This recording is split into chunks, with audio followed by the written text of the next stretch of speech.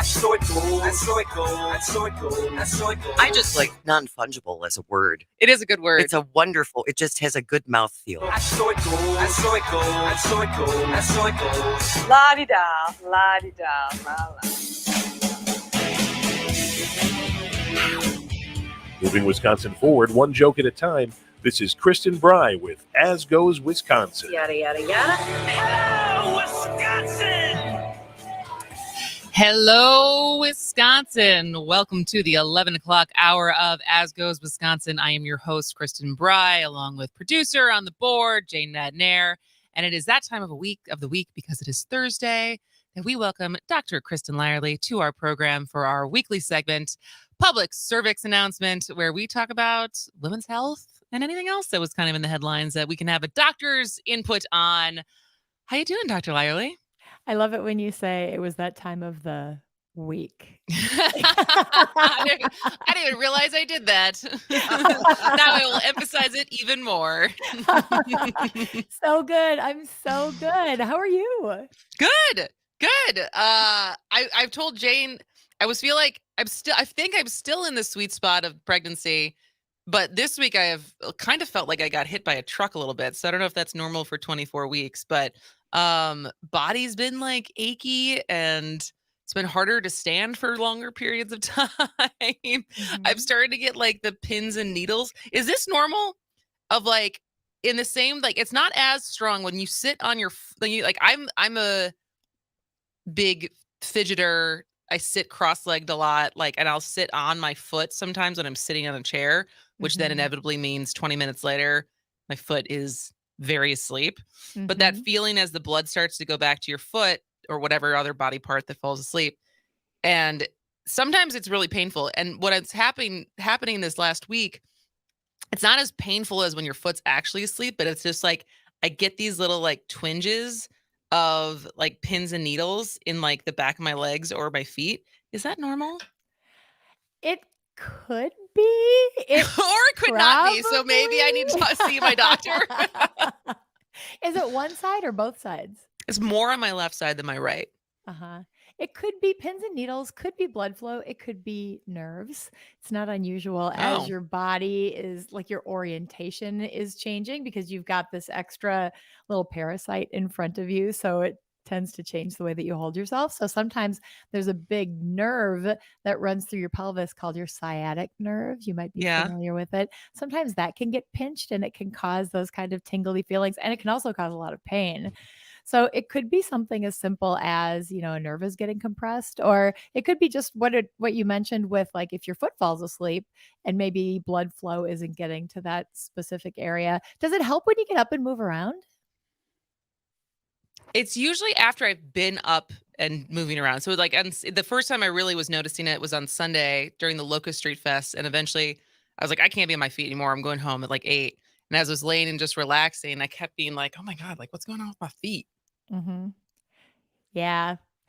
Hard to say. It could also be nutritional. Okay. Sometimes are you taking a prenatal vitamin? So I am. And I suspect that you probably are a pretty healthy eater, but maintaining. I shouldn't assume. Do Skittles and Cheetos fall under the healthy eating I've umbrella? actually eaten way less Skittles than before I was pregnant. What I have eaten a lot is those chewy granola bars that you bought for the studio. Well, that's not terrible. I think I ate that entire box by myself in the last week. No, I eat pretty well, I would say. Yeah, I'm recommending fruits and vegetables. Yeah, I eat fiber. I've been eating like a watermelon a week. Does that count? Oh, that's how you got to look like that. But I'm chilling. But no, overall, I am feeling pretty good. But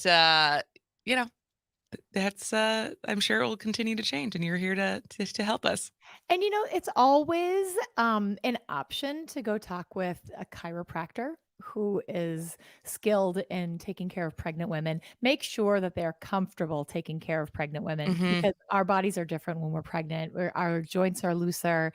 Our orientation is different. They need to have an actual table. If you're going to be laying on your belly, a table that can accommodate your growing belly. So, chiropractic care can be very helpful in situations like this. So that might be something to explore. might be something to explore.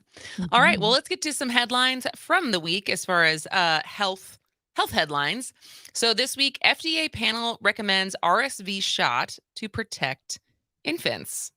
So RSV, I feel like we heard a lot about this in the last year, like going into cold season last November, December. RSV was like a huge issue, but this isn't a new virus, right? No, this virus has been around forever. It's a terrible virus. And it was part of the triple-demic. Remember the triple-demic last year with COVID exactly. and flu and RSV? Yeah, this is a bad virus, and it's really, really bad for little kids. So in a typical year, up to 80,000 children are hospitalized with this virus, and up to 300 little kids die because of it. Jeez. So this is a really devastating virus, and we have a treatment. I mean, we've had a treatment for a long time, but it hasn't been for everybody. It's only been for high-risk populations, and it's required multiple doses. This is a game changer. An FDA panel, not the full FDA, but just that preliminary panel, unanimously approved this shot for infants who are born or entering their first RSV season. So these are the tiniest of kiddos, but those tend to be those who are most affected. So is this the V word? Is this a vaccine? It is a V word vaccine. Sorry. So is there going to be pushback of people who don't want to take it? But how effective is it? Super effective. It's like 80% effective. And if you've ever had a kid with RSV, you'll be begging for this because it is miserable. They can't breathe. It is so scary. I was in the hospital with my oldest son who had RSV and was suffering, and just watching him struggle, I would have done anything to help him. So I get it. I understand that a lot of people are really reluctant, but I would encourage everyone, as you're considering vaccine recommendations, look at the risks and benefits and make a really educated decision for yourself and for your family. Don't get sucked in by all of the political badness. Like, truly think about your health and what science is telling us. So what's next? Because this isn't something that necessarily could this be approved by the next RSV season, which I'm assuming is in the fall? Yeah, I think it will. So it looks like they're going to come out. The CDC, it's kind of this long process where it has to be approved by the FDA, and then the CDC looks at it and they decide how it fits into the schedule. So we anticipate that the CDC will take it up in August. And this is something that is for babies, but they're also looking at another vaccine for moms, for pregnant moms. Yes, we do this with a vaccine. You may not have gotten to that point yet, but it's called the Tdap, the tetanus, diphtheria, and pertussis. Have you had this conversation already? I literally, so this is a separate thing. I went to go check because this is a separate pregnancy thing that we can get into later if we have time, but I'm at 24 weeks and I was told I'll start to feel kicking at 23. So of course I immediately got a little paranoid that I haven't felt any kicking yet. So I went to go see my doctor yesterday and I saw her kick. She's fine. But she had mentioned that. She's like, all right, like it's not time for your Tdap. It's like the dub. It's like a dab. I think that's coming up soon-ish, but it was not time yet. So that was all I've heard about it since. So that's a vaccine that I will get. That's a vaccine that has been approved for a long time. We do that one. So like I said, it has 3 things in it: tetanus, diphtheria, and pertussis. Pertussis is whooping cough. And we give that one to pregnant moms with every pregnancy because it's not for you. It's for the baby.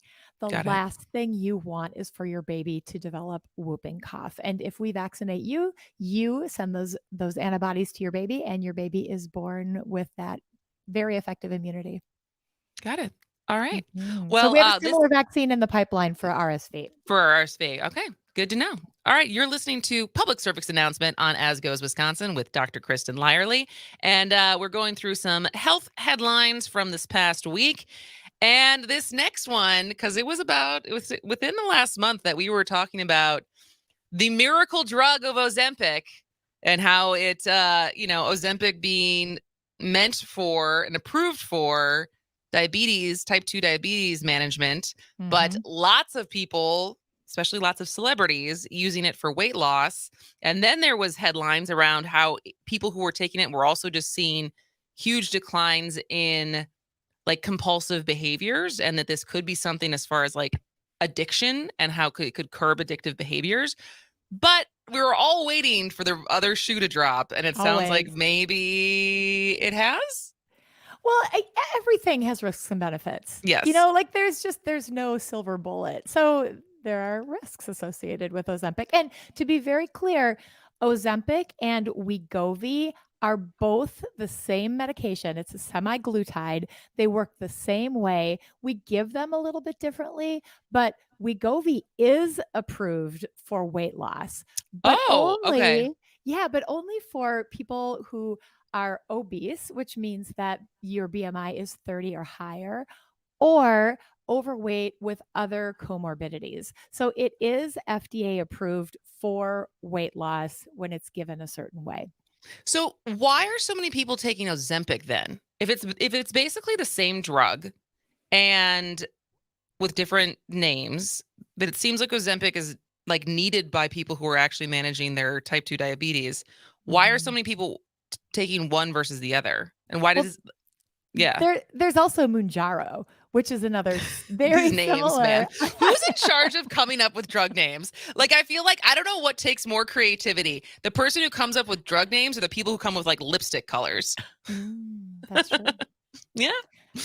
Naming things is hard. I bet that person makes six figures. And maybe maybe that's why they stick with Ozempic, because it's got kind of a snappy name, and it's the one thing that people think about, like Ozempic equals weight loss. But when you look at these medications, it's not, like I said earlier, it's not a silver bullet. It does work really well for weight loss. It is probably the best thing that we have out there. Interesting. But it causes nausea, stomach pain, constipation, diarrhea. 10% of people who use it can't tolerate it, and they end up having to stop it. Oh, interesting. And it's leading some people to go to the hospital? Yeah.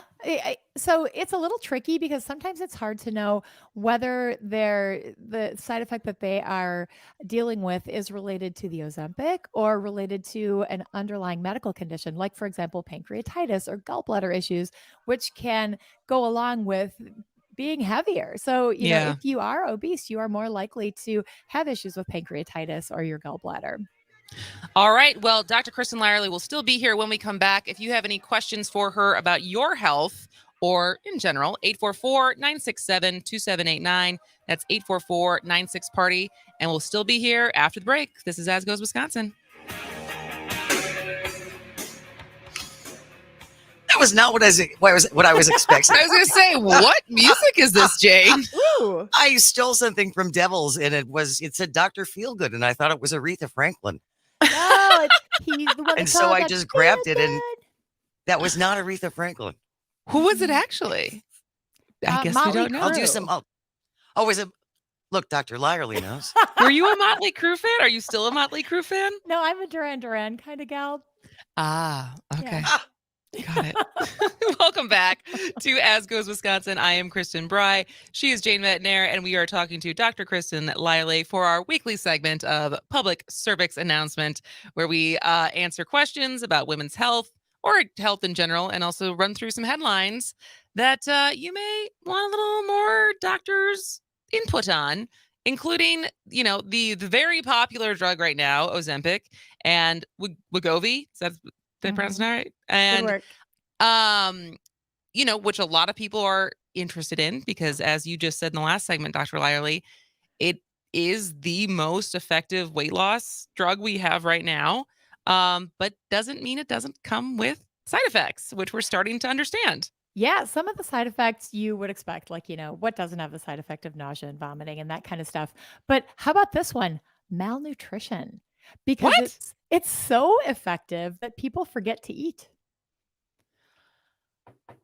So is it because it's interesting to me because I am not taking it now, but before pregnancy, I have ADHD for the last 10 plus years. I've been taking Adderall, and like that's certainly sometimes you forget to eat because it is something that's certainly, however it works, like crushes your appetite. And is that a similar reason as to how Ozempic and Wegovy are working, as far as like where it does like with your like mind tricks, as far as like, oh, just focused on other things? Yeah, different mechanism. It is an agonist at a certain receptor that just causes you to feel full, and it also causes your stomach to empty more slowly. But when you're not thinking about it, it reduces your cravings and it reduces overeating. So when you're not thinking about food all the time, like most of us are, you just kind of forget. And then people get. Have you heard of Ozempic face? No. Oh, Ozempic face is when you've lost a lot of weight and then your face starts to look kind of like hollow, like Madonna before the plastic surgery. Well, isn't that also a surgery that people are getting now to like remove what is it called? The buccal fat from your cheeks to have like the very chiseled, like high cheekbone look? Isn't that something people are actually paying to get right now? Yeah, people like Ozempic face in some ways, but not in others. I guess if you could be selective about where you lost the fat from your face, that would be helpful. But you don't get to choose. You just lose the No. fat, and then you can end up looking like Mitch McConnell, like droopy dog. Well, that's the thing. It's like if you have enough like tissue in your face, it helps with like the wrinkles, right? Because your face is more full versus the skin just hanging off of the bones. So then, you take the Ozempic for the weight loss if you're a celebrity, and then you have to go see a plastic surgeon to get the fat put back on your face. Like it's a whole cycle. So be prepared for that. Anything else people should know as far as Very Ozempic or important. Wegovy? Yes, if you have an underlying eating disorder, which many of us have had in the past, this can actually exacerbate your eating disorder because you haven't treated the underlying problem. So if you do, make sure, always, regardless of whether you're going to take Ozempic or not, this is so important to get treated because, eating disorders have so many other side effects and problems associated with them. All right. Well, good to know. You scared me off Ozempic, but good. I was gonna say, were you ever sold on Ozempic? No, I'm very leery of those kinds of things. Having gone through innumerable weight loss programs over the years, and then the last thing that I was offered when I was working for a different station was this cool sculpting. And I thought, they describe it and it's all miraculous and it's all perfect. And and it's like, but no one tells you, again, what can be some of the problems down the road. And now we're learning more about cool sculpting is not good for you. Liposuction is not good for you. And you can remove the fat cells that were annoying you, but when they come back, they're going to go someplace else. And when something like this is new and trendy, you don't know what the long-term effects are going to be. So what happens when you go off of this medication? Are you going to gain all that weight back? Yeah. We don't know. We don't have long-term data. So I guess instead of moving on to the last headline, which I think we'll keep for next week because we only have 2 minutes left with you, from your medical expertise, at what point is it advisable to do something, for lack of a better word, not natural, to try to lose weight? So either take a pill, as far as what is the trade-off between just like bodies can be healthy at any size, so long as you're working out and you have a healthy diet, like you can be still healthy even if your BMI is higher than average, et cetera. But like, at what point do you actually advise having more tools in your toolbox for someone to try to lose weight? There are clear guidelines about this. Okay. Weight loss medication or bariatric surgery are indicated if your BMI is 30 or higher, or if your BMI is 27 or higher and you have medical comorbidities like blood pressure issues, diabetes, those things that we know go along with overweight and obesity. But the hardest thing I've found in talking with people is it's just hard to talk about this because when you are struggling with your weight, like many of us have in our lifetime, there's a whole other bunch of feelings and emotions that you have to unpack in order to actually get to the medical piece here. It's tough. It is tough because I also think that there's a huge gap between health reasons to lose weight and societal, I'm trying to look a certain way to lose weight. And there's people who would seek additional help. It's like, you really don't need to lose any weight. You're just not supposed to be a runway model. Normal BMI is 18 to 24. If you're in there, you're perfect. All right, Dr. Lyerly, thank you as always. It's always fun to have you here. We will have you back next week for more health headlines and probably more pregnancy questions from me. But thank you so much. Have a great day. You too, ladies. I always love hanging out with you.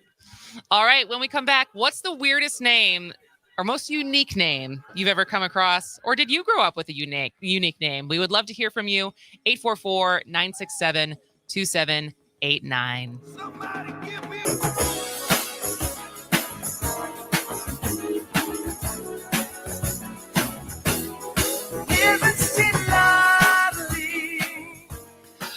Welcome back to As Goes Wisconsin. I am Kristin Bry. She is Jane Matnair.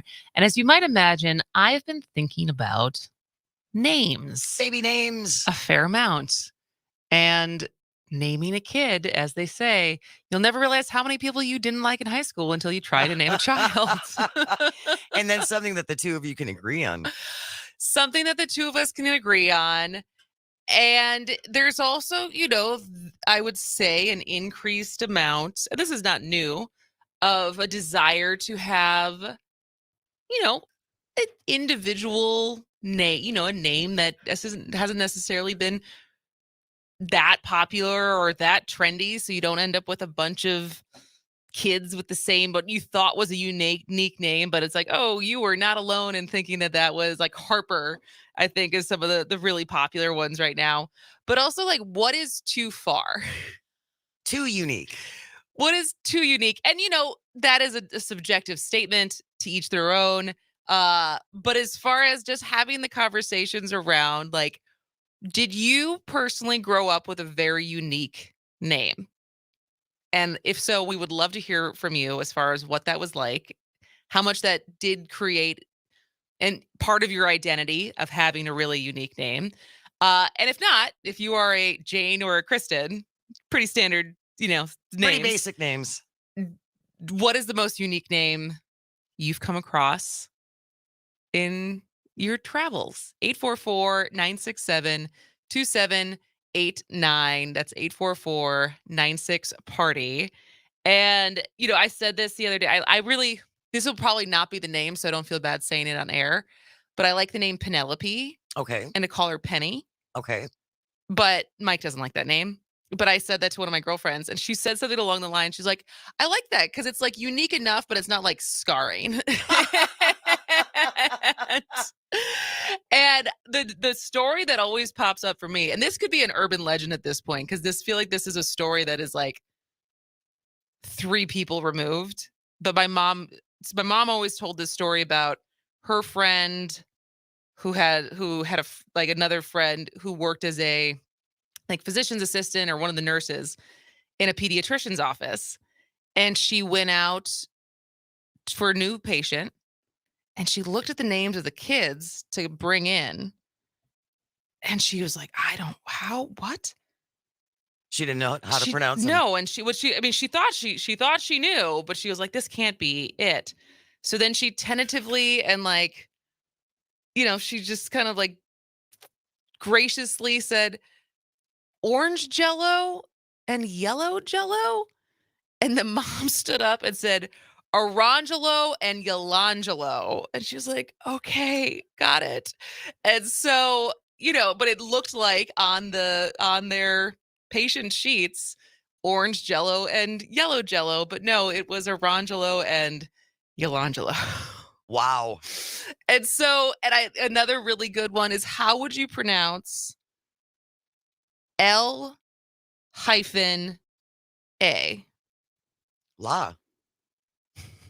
LaDasha. Okay. Because it's a dash. Oh. So would love to hear some of the most unique names. And this is not to make fun of unique names, because there's also some that are, when we think of Gwyneth Paltrow naming her kid Apple. Which is a stupid name. You're going to be judging. I knew you were going to be judgy about that. That is such a stupid name. I'm not here to be judgmental, but I do want to talk about the effects of having such a unique name, the good and the bad. 844-967-2789. Do you have a unique name, and what was it like to grow up with it? Or would love to hear stories of unique names you have come across in your life. 844-96-PARTY. Joining us from Texas, it's Price.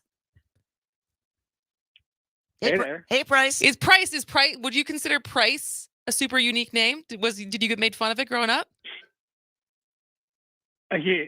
Like Price is Right. Yeah. That's what I got all my life. All my life. Did you ever So come guess up with what a good day? comeback? I just sigh. I sigh, and I just say yes. Or it's kind of funny when they do the, when they do the not Billy Madison, but Happy Gilmore. The Price is Wrong. The price is wrong, B. Right. But actually, down here, like the EIGH names are off the hook. People do that way too much. Like people, like Kate, like literally Kate. People are spelling their names KEIGHT down here, or Caitlin, KEIGHTLINN, LYNN. Like it's they and former and disgraced Packer Brett Favre, his like daughter's name is like Braylon, and her name's BREIGHLEN or something like that. But and I think there's people, something with that. It's like having a name that is fairly common, but then just giving it a super unique spelling that's almost more egregious, because it's like no one is ever going to spell that kid's name right, because they're going to assume it's the other way. Right. I've seen a Bailey, BEIGHLEE. Oh gosh. Like, come on. Come on. But do you like your name now? Like maybe as a kid, was it hard? Yeah, but now it's. I like it was. Yeah, it was when I was a kid. It was tough. Like, hey, how much do you cost? LOL. And okay. So, but yeah, I mean, the older I get, and then you see there was back in the 80s, there was a Price. There was a race car driver. An old governor of Texas was actually a Price Daniel, and he wasn't the best, but at least he was like a water conservationist, so I was on board with that. There you go. Awesome. Thanks so much for the call, Price. That's great. Awesome. 844-967-2789. 844-96-PARTY. Carol from Madison is joining us. Hey, Carol, thanks for calling. Sure. So I'm guessing Carol is not that uncommon, but do you have an uncommon name that you've come across in your life? Yeah, I have a cousin whose father was Greek and his parents actually came over from Greece, and her name was Chrysanthi. Chrysanthi. And it was spelled CHRYSANTHE. God, the Greeks love their consonants. Yes. That's a pretty name, though. It is really pretty. What did she have a nickname then that she went by? She grew up being called Santhi, but now she just goes by Chris and spells it CHRYS. Did she struggle with that as far as growing up here with such an ethnic sounding name? She actually grew up in La Crosse, and yeah, when she could tell when teachers got to her name, like first name and last name were both ethnic. So it was. She said when she saw them just kind of looking, she would say it's. Yeah, like it's the pregnant pause of being like, yeah. It's Chrysanthi. I got you. I know. I'm probably next because it's alphabetical. That's really interesting. I think that brings up a whole other conversation. Thanks so much for the call, Carol. As far as unique names that are cultural, like not unique in the culture that they come from. Sure. But being first generation, you come here and people look at your name. Like I think of my some friends, and like it just looks like a lot of consonants. And like once you learn how to say it, it's like we all can say we can all say Antetokounmpo now, right? More or less. But like for the most part, we can all say his name because we've just practiced it enough. But when you first look at it, you're like, whoa, what order do these consonants and these sounds? Talk about learning how to read phonetically. You're like, is this the right way that I'm supposed to do it? Seriously. But like your parents think it's a very normal name because that's the culture that they come from. But yet then when you come here growing up in America and feeling like, oh, I'm just going to have a different nickname so everyone can pronounce my name correctly. Just call me Bob. Yeah. 844-967-2789. 844-96-PARTY. Jeff from Milwaukee. Hey, Jeff, what do you want to share with us? Hey, Kristin. Hey, Jane. So my best friend from grade school, who I'm still friends with since like we were 5 and we're in our late 50s. My buddy's got an older brother. He's a hippie farmer from rural Stevens Point, and he and his sister-in-law had 3 kids in the late 70s, 2 boys and a girl. They named their first boy Forgiveness, and then the second boy's name was Deliverance, and then their daughter's name was Amnesty. And those are still, to this day, the oddest names I've ever heard. And when I see my friend frequently, I'm asking about his nephews and his niece, and he tells me that they go by their first initial and then their middle names, which are common middle names. So that's basically how they got. Because how old are the kids now? Well, they were all born between like 78 and 82, so 40. So they're adults in that range.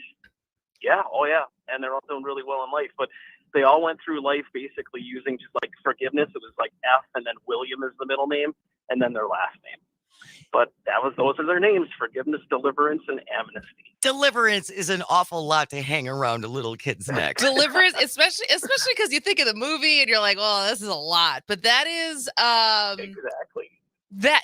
And do the parents themselves have any regrets of naming their kids that you know of? No, not at all. Wow. No, not at all. They're still hippie farmers. They still live in like Junction City, which is west of Point. And they're in their 70s now, but they're still, they're super proud of what they named their children. It was just kind of their thing.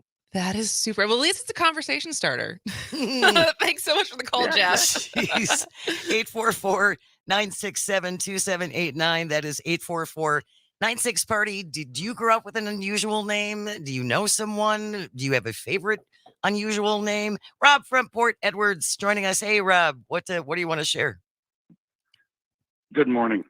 I have 3 beautiful grandsons. The oldest is going to be 10 here in August, and they're a span of 3 years. The first one's name is Owen, the second is Otis, and the third is Obi. And there's all reasons for each of their names, that there's a backstory behind each of the names, but we call them the brothers, and for the chaos. Yeah, in fact, at one time I built them a workbench, and I made up a placard for the back of the workbench saying the brothers demolition on request, kind of a thing. Oh, I love that. And they're just little gorillas. Yeah, they look like the names that they are. They're just cool kids. I feel like you could also call them the O-line, like an offensive line. Yes, we could. Yeah, they're remarkable, and they're all the O's. And all 3 amigos walk to school every day, and it's an instant hockey team. For sure, absolutely. So it's Owen, Otis, and Obi. I like those actually. Yes, Obi is probably the most unique. Yeah. Otis and Owen I've certainly heard before. They each are individuals, and their name fits their personality in a offhanded way. But Obi is the charmer. He's Opa's favorite. Don't say that. Don't tell him that. He's the youngest. Of course. He's disarming. Yeah, he's 6 now, and he's amazingly disarming. He can get into the mischief and walk away, with his little angelic halo on, and yeah, we're good. That's Have awesome. a lovely day, ladies. Good Have a lovely too, day, Robbie. you do, Rob. Thank you so much. That's really funny. I like O-line. I think that's really funny. They're boys. I could see that too. That's all perfect. So we're talking about I don't think we'll do anything crazy unique. Like, I'm not trying to come up with a name that no one's ever been named before, but having something a little special. Little special. I'm very partial to, since we know we're having a girl, names that, like, girls' names that also can be shortened to like boy nicknames. Like, I have a girlfriend who named her daughter Georgia, and she calls her George. Okay. You don't like that? No. You're so judgy. Yes, I am. And Apple is a stupid name. It's not a stupid name. It's a piece of fruit. I think the name Elon Musk, I can't even pronounce what Elon Musk named his kids. That's intentional. And so we would still love to hear from you. Did you grow up with a unique name? Do you know someone with a unique name? What's the balance between individualism and not scarring your children. 844-967-2789. We're going to take one more break. We'll be back in just a minute. This is As Goes Wisconsin.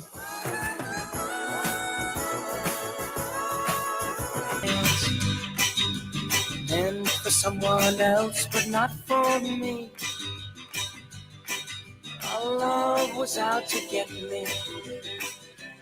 Welcome back to As Goes Wisconsin. I am Kristin Bry. She is Jane Madnair, and we are talking about growing up with a unique name or naming your kids something very unique. Because I am obviously one of the 5 questions everyone asks right now is how are you feeling? When are you due? Have you started thinking what is it? What is it? Are you finding out the gender? And then inevitably, I forgot what the other one is, but then it's inevitably have you started thinking about names? And we have not come up with anything. We haven't landed yet. But I would like something unique enough that it's not super common, but also not necessarily so unique that they are scarred for life. And so telling stories or asking for your input of what it was like to grow up with a weird name or a unique name, or anyone you know with a unique name. 844-967-2789, 844-96-PARTY. You can call and or text. Andy joining us from Madison. Hey, Andy, what do you want to say? Yeah, so I'm hearing your conversation, and we named our kid a fairly unique name, I think, but it's not, I don't think, like star-worthy. We named him Hendrix. Hendrix? Yeah. So Hendrix like Jimi Hendrix. Yeah. I actually really like that. Because I like the name Henry. Yeah. I kind of like that. Yeah, it's close enough, but he's also probably always going to be the only one in his class with a name like that. And so what I've noticed, he's in preschool now, and like every kid has a pretty unique name. Yeah. You know, like there's not a whole lot of Johns or Pauls or Peters or anything. It's like one of our friends named their kid Atticus. That's a classic. I dated an Atticus, and he was very proud of his name. Was he really? Oh my God. That's a He was so classic. pretentious. Yeah. Just because you're named Atticus doesn't make you Gregory Peck. Nice try. But I like Hendrix, although once he gets to drinking age, people will probably start asking him if he was named after the gin. They already do. I didn't really expect that. It's like, oh, is it a PKS or an X? You know? Well, very funny. Well, I like that name. I think it still sounds like a name. Unlike, thanks so much for the call, Andy. Thanks, Andy. We kind of stumbled upon this because there was a Vice article talking exactly about this, is what it's like to grow up with a weird name. And they were talking to a kid named, someone who's now 27, but someone named Merlin, and all the jokes that they got as a kid. Merlin is a tough thing. Merlin's tough. There was also Gandalf from Holland. They would ask him if he was a wizard and whether or not he'd grow a gray beard. Well, of course. They talked to a woman named Plum, who is 19 right now. And she said, I hated my name when I was younger because kids are just a-holes. And she's from New Zealand. She said, kids would eat plums and say, oh my God, I'm eating you. Oh. But there's one guy they talked to named Biker. His name is Biker. His name was Biker because his dad loved bikes. And now he loves bikes. And so he made it part of his identity from a young age. He goes, I probably wouldn't be as into motorcycles without my name. And so I do think that that's interesting as far as like, if you have a really unique name, how much that comes into like a huge part of your identity. Because if you grow up kind of having, I remember, I think one of the first Am I the Sphincters we did was on a young, like 16 or 17-year-old. And she never said what her actual name is, but she was fighting with her stepmom because her stepmom wanted to like rename her from this unique name that her mother had given her. And she, because her mom had died at a young age, like her name, despite being so unique, was very much like associated with her mother. Sure. And so it was really funny. I was talking to a girlfriend who her husband's last name is Coley, who's also a good friend of mine. So Colli. Okay. And we were talking about baby names. And she's like, well, you could take my favorite name that they had just had a daughter and they named her Thea. So Thea. But her favorite girl name is Eve. And she's like, well, you can take Eve since we didn't get to use that one. And I was like, why didn't you use Eve? And she goes, because of coli. I was like, what? Eve coli. E. coli. She's like, you have to think about everything. You have to think of all the different ways that they're going to make fun of your kid. And what rhymes and what can rhyme with it. I was like, what 5 and 6, like under 10-year-old knows what E. coli is?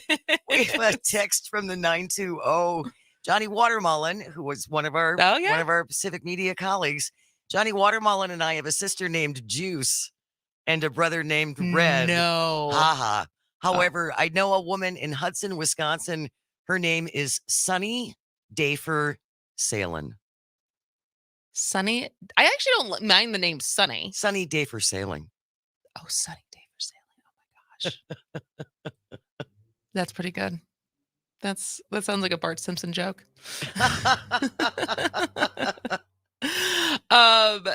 So yeah, I think Siete, there's another one in here. Siete is a number. She went to a Spanish school in Texas and was mocked for having a name. That means 7. Oh, but also like Siete. I actually think Siete, if you didn't know that it was the number 7 in Spanish, kind of sounds nice. What I find interesting, though, and from what Andy said, in his son's preschool now, there aren't any Johns and Marks and all of those things. So in another 15 years, 20 years, those will be unique. I think there will still be lots of Johns and Roberts and I don't know. Well, we joked about that. I remember at the beginning of this congressional session when Republicans started taking over, like they took over the House. And so for all the House committees, there was new people who were leading those committees. And there was that story that broke that says there's more men named Mike leading House committees than there are women. And I went on my rampage being married to a Mike and having my best friend named Mike and knowing plenty of other Mikes that there's enough Mikes. There's enough Michaels in the world. We can move on from that name for a little while and everyone will be just fine. There is more names than Michael, John, and Matthew. Well, that was fun. I don't know. I didn't get any new name ideas. Nothing stuck. Although I do like Hendrix. So, and that maybe that's not for a girl. Maybe. I don't know. I'll run it by Mike. We got some time. All right. Well, that'll about do it for us today. Thank you for texting. Thank you for calling. Thank you for being part of the show. We'll be back tomorrow. Todd Elbow will be here for our roundup of the week, the best, the worst, and the weirdest of headlines and a little headline game. So come back then, 10 a.m. tomorrow. Otherwise, thanks for being part of the show. This has been As Goes Wisconsin. Then I saw her face. Now